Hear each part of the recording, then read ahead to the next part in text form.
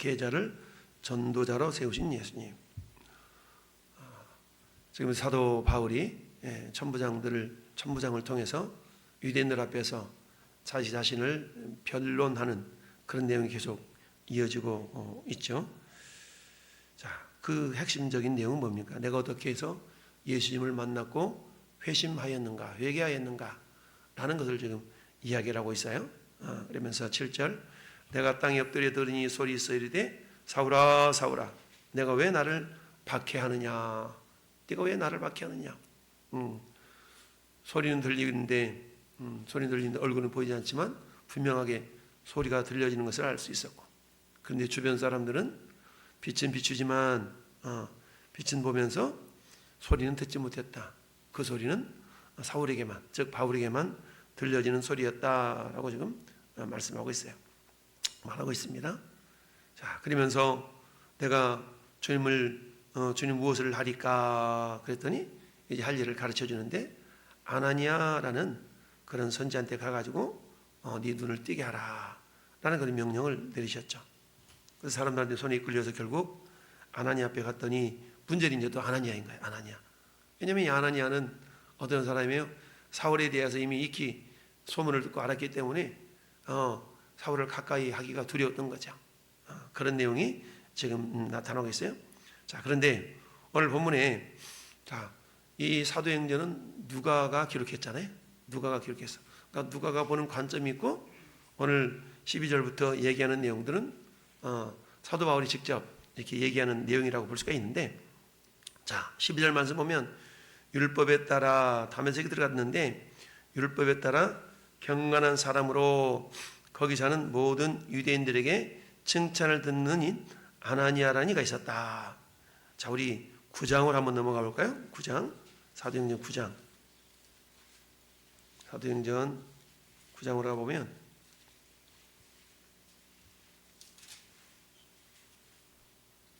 10절에, 자, 10절을 같이 읽어봅시다. 그때에 다메섹에 아나니아라 하는 제자가 있더니 주께서 환상 중에 불러 이르되 아나니아야 하시거늘 대답하되 주여 내가 여기 있나이다 그랬죠. 여기서 지금 아나니아라는 사람을 어떻게 호칭하고 있어요? 제자라 그랬죠. 그때에 다메섹에 아나니아라 하는 제자가 있었다라고, 제자라고, 이건 누구의 관점이냐면 지금 누가의 관점이에요. 누가. 근데 여기 오늘 간증을 하는 사도 바울은 간증을 할 때 이 아나니아를 어떻게 표현하고 있냐 보니까 12절에 율법에 따라 경건한 사람, 경건한 사람으로 표현하고 있죠. 경건한 사람. 그러는 거기 사는 모든 유대인들에게 칭찬 듣는 사람, 두 가지로 표현하고 있죠. 첫째는 율법에 따라 경건한 사람으로, 두 번째는 모든 유대인들에게 칭찬을 듣는 사람이라고 표현하고 있어요. 근데 우리 9장에서 보는 단순하게 하나님의 제자다라고 표현하고 있는 것이죠. 주님의 제자다라고 표현하고 있어요. 자, 이처럼 관점이 다를 수가 있죠. 관점이 다를 수가 있어요. 어떤 아버지가 정말 코로나 기간 동안에 동물원에 가서 구경도 못하고 그러다가 꼬맹이를 데리고, 자기 아들, 어린아들 데리고 동물원을 갔어. 동물원을 갔는데 이제 코끼리 축사에 딱 들어가서 봤습니다. 근데 아버지가 그러는 거예요. 야 아들아 저 봐봐, 코가 저렇게 길다랗기 때문에 코끼리라고 그런 거야 라고 했더니 아들은 딱 보면서, 아빠 코끼리 엉덩이가 되게 크네요, 이렇게 얘기를 하더랍니다. 즉 코끼리라는 한 동물을 보면서 아버지는 긴 코를 통해서 코끼리라는 것을 설명해 주고 싶었지만, 아이의 눈에는 그 큰 코보다는, 긴 코보다는 뭐가 들어왔어요? 커다란 엉덩이가 먼저 들어오게 되었다라는 얘기죠. 이처럼 우리가 보통 사람들이 물어볼 때 그러잖아요. 왜 기독교는 감리교, 성결교, 뭐 별별 이렇게 많은 그런 교파가 있느냐 라고 이야기할 때 이와 같이 보는 관점, 그리고 어때요? 나무라는 것이 처음에는 한 줄기만 있지만 나무가 자라다 보면 가지가 막 퍼지잖아요. 그렇게 설명을 하곤 하죠. 똑같은 나무이지만 어떤 사람은 기둥을 보고 어떤 사람을 가지를 보고 이렇게 얘기를 하는 것과 같이 우리가 이처럼 여러 가지 교포가 있는 이유를 그렇게 설명하기도 하죠. 그런 것처럼 관점이라는 것은 사람에 따라 다를 수가 있어요. 나는 그 누군가를 바라볼 때 저 양반 참 이마가 멋있어 라고 하지만 어떤 사람은 그 양반 귀가 멋있어 라고 보는 관점이 다 다를 수가 있는데, 누가복음과 사도행전을 기록했던 누가의 관점은 그저 아나니아를 주님의 제자로 표현하고 있지만, 그러나 자기를 눈을 뜨게 해주었던 이 아나니아에 대한 사도 바울의 관점은 그게 아니고 뭐예요? 이 사람은 경건한 사람이다. 경건한 사람. 율법에 따라 경건한 사람. 우리 경건이라는 건 주님을 닮아가는 그런 닮는 모습을 경건이라고 그러잖아요. 그러면서 뿐만 아니라 또는 거기 사는 모든 유대인들에게 칭찬 듣는 사람. 이 두 가지를 말하고 있죠. 그렇습니다. 우리가 보통 성도라고 말할 때 성도, 거룩한 무리라잖아요. 거룩한 무리. 그렇지만 성도로 부름받은 저와 여러분들에게 있어야 될 두 가지 요소를 오늘은 잘 나타내겠다라고 볼 수가 있습니다. 여러분, 이 아나니아라는 사람은 스스로가 나 경건한 사람이야, 나 칭찬 듣는 사람이야 라고 자기 자신을 드러내지 아니하고 타인에 의해서 아나니아가 이처럼 평가를 받고 있는 거 아니겠어요? 여러분, 그 누군가가 전에 여러분들을 바라보며 그 사람 이런 사람이지 라고 평가할 때 두 가지 요소를 우리가 이렇게 들을 수 있다면 참 복이 되겠다 싶습니다. 그래서 뭡니까? 첫째는 하나님을 향한 모습 아니겠어요? 하나님을 향해서 경건하다라는 얘기는 주님을 닮고자 하는, 닮아가는 그런 모습이니까 저 양반은 그야말로 예수 믿는 사람 맞아, 저 양반은 집사 맞아, 저 양반은 목사 맞아, 저 양반은 장로 맞아 라고 인정받을 수 있는 그런 어떤 모습을 첫 번째로 우리가 가질 수 있어야 되겠고요.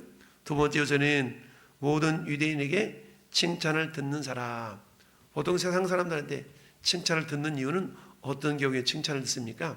그 사람의 말이 틀림없거나 약속을 잘 지킨다든가 이처럼 어김이 없이 틀림이 없이 이런 모습을 보일 때 그 사람이 칭찬을 받게 되죠.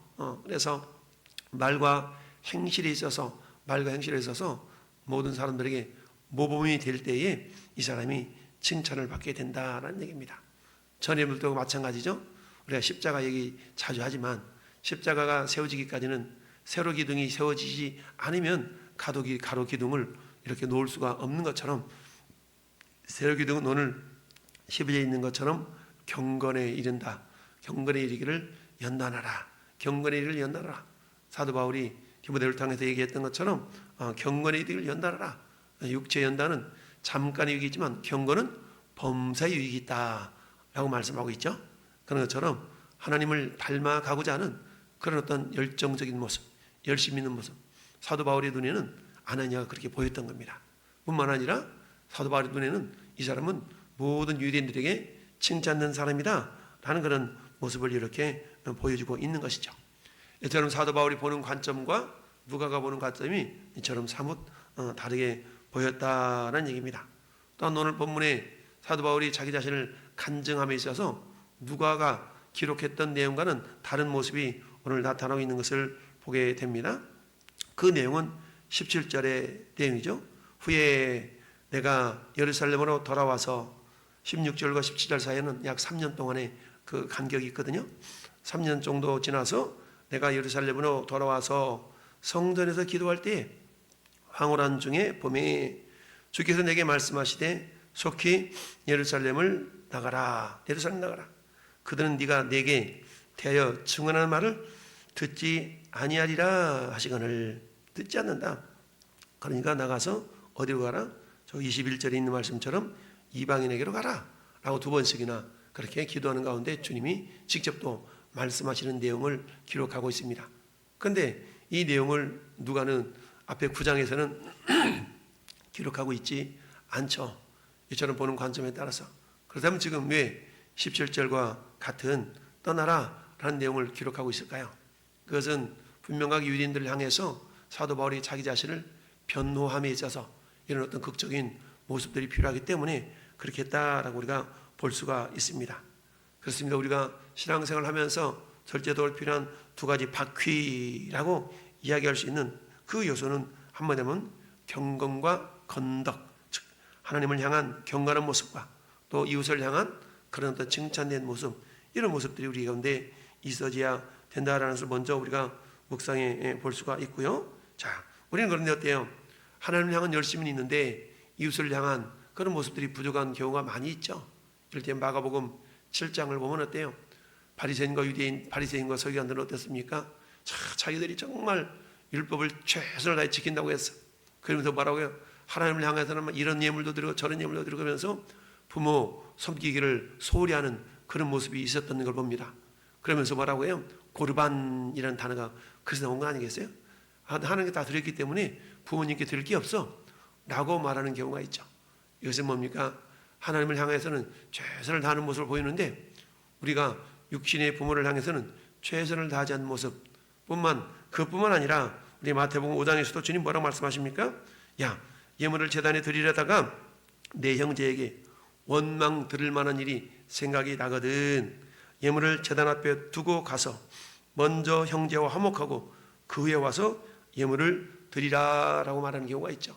그러니까 이웃과의 관계는 굉장히 이렇게 꼬여 있는데 하나님과 관계를 아주 막 원하는 것처럼 이런 것들은 정상적인 신앙의 모습이 아니다라는 얘기입니다. 정상적인 신앙의 모습이 아닌 겁니다. 왜요? 13절 말씀에 보니까 곁에 와서 서서 말하되 형제 사울아 다시 보라 하거늘 즉시 그를 쳐다보았노라 라고 했죠. 여러분 우리 9장에서는 아나니아가 사도 바울을 향한 어떤 그 선입견이 어떤 거였어요? 생각이 어떤 거였습니까? 9장 13절에 아나니아가 대답하되 주여 이 사람에 대하여 내가 여러 사람에게 듣사온 즉 그가 예루살렘에서 주의 성도에게 적지 않은 해를 끼쳤는데 뿐만 아니라 여기서도 다메섹에서도 주의 이름을 부르는 모든 사람을 결박할 권한을 대제사장들에게서 받았다고 그럽니다. 그러니까 우리 주님이 환상 가운데 아나니아에게 얘기를 하잖아요. 아나니아 너 빨리 집가라는 거리로 가서 거기서 지금 기도하고 있을 거야. 그 사람한테 안수해줘 가지고 눈을 좀 띄워주게 해라 라고 주님이 아나니아에게 명령을 하잖아요. 그랬을 때 아나니아가 주님께 대답하는 내용이 그 말씀이죠.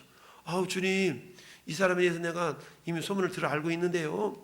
예루살렘에서도요 예수 믿는 사람들 엄청 그냥 핍박하고 박해하고 막 그랬던 사람이고 여기서도 그런 일을 위해서 온 사람인데 제가 어떻게 가요? 이런 거잖아요. 그러자 주님이 그 유대한 유명한 말씀 사도행전 9장 15절에 그렇게 말씀하시죠.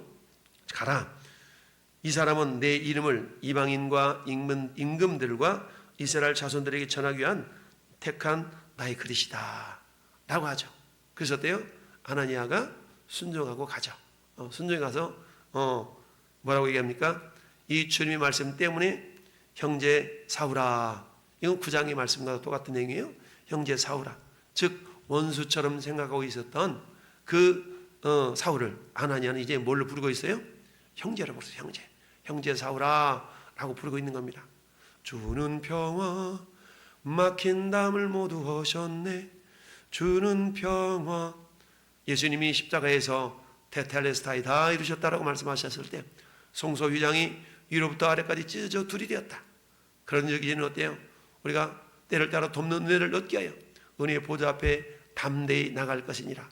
히브리서 4장 16절의 말씀처럼 여러분 이제는 누구든지 담대하게 주님 앞에 나갈 수 있는 권세가 주어졌잖아요.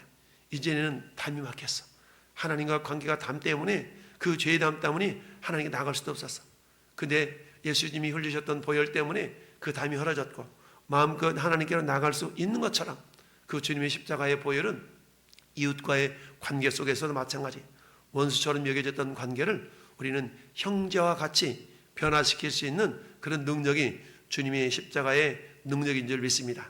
근데 우리는 어때요? 주님의 십자가를 믿는다 하면서도 하나님을 향해서는 정말 기도도 열심히 하고 그렇지만 이웃을 향해서는 가까이 있는데 이웃을 향해서는 어때요? 어그러진 관계를 회복하려고 하지 않는 그런 모습도 우리 가운데 있는 줄 알아요. 여러분 이런 모습들은 결코 하나님이 기뻐하지 않는 것이다라는 기억하면서 우리 얘기하잖아요. 가끔 따릅시다. 성도에게는 한 사람의 적도 많다. 그런 얘기입니다. 성도에게는요 한 사람의 적도 많아요.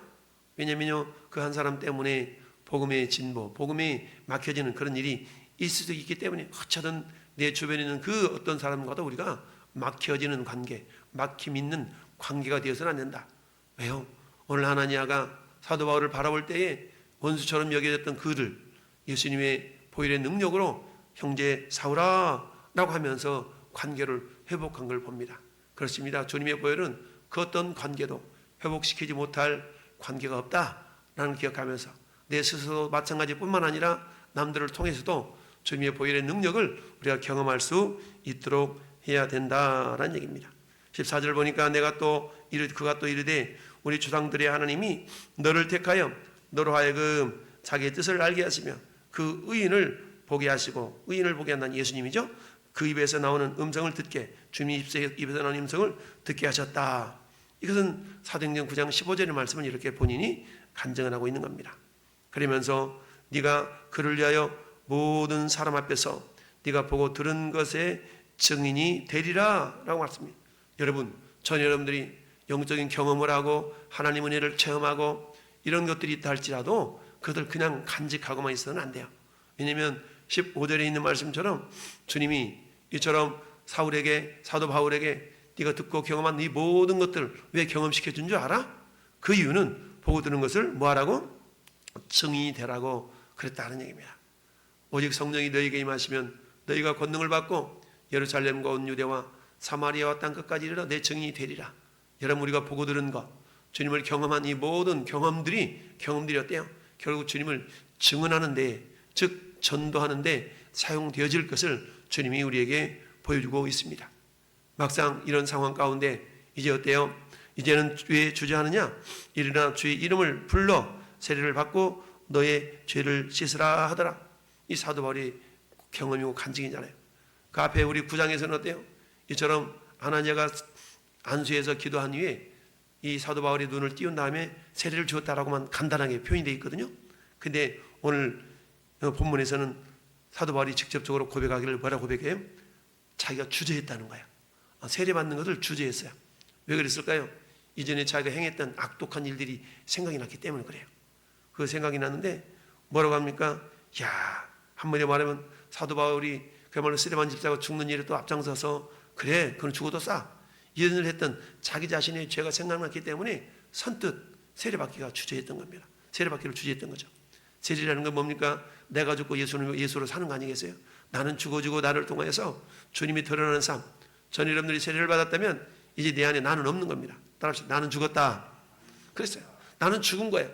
근데 우리는 주님이 십자가에 못 박혀 죽으실 때 우리도 함께 죽었다라고 성경이 말씀하고 있는데 우리 여전히 살아있잖아요. 여전히 살아있어. 내 생각, 내 견해, 내 의지가 막 살았어. 근데 어때요? 주님은 이제 우리 안에서 주님의 의지로 살기를 원하시고 주님의 뜻대로 살기를 원하시고 그렇잖아요. 왜 주저하느냐? 전 여러분도 마찬가지. 주님 말씀하시면 내가 나가리라. 주님 뜻이 아니면 내가 멈춰서리라. 우리처럼 머뭇거리는 인생이 아니라 주님 뜻이 언제든지 우리 가운데 펼쳐질 수 있도록 아멘. 우리 주님은 언제든지 그리스도 안에서 주님 말씀은 예만되었다라고 말씀하고 있습니다. 은혜라는 것은요 기다려주지 않습니다. 그래서 성경 말씀하죠. 보라 지금은 은혜 받을 만한 때요. 보라 지금은 구원의 날이로다 라고 말씀하고 있습니다. 그래서 항상 우리가 지금 내가 은혜 받으려고 해야 되고 지금 내가 하나님 지금이 아니면 안 됩니다라는 그런 사모함이 있어야 될 줄로 압니다.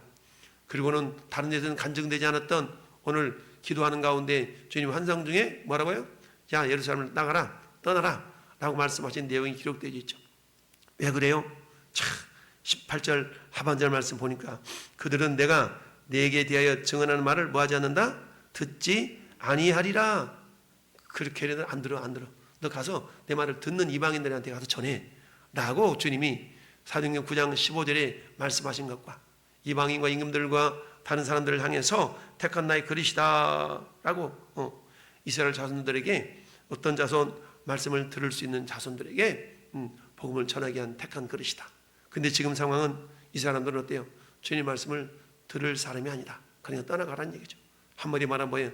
기회에서 이렇게 밀려지는 그런 순간을 우리가 봅니다. 그렇습니다. 기회라는 천차는 뒤통수가 없다고 그랬잖아요. 보라 지금은 여러분 하나님의 은혜는요 지금 나에게 임하기를 소원해야 되고 내일은 없어요. 내일이라는 시간은 내 시간이 아니야.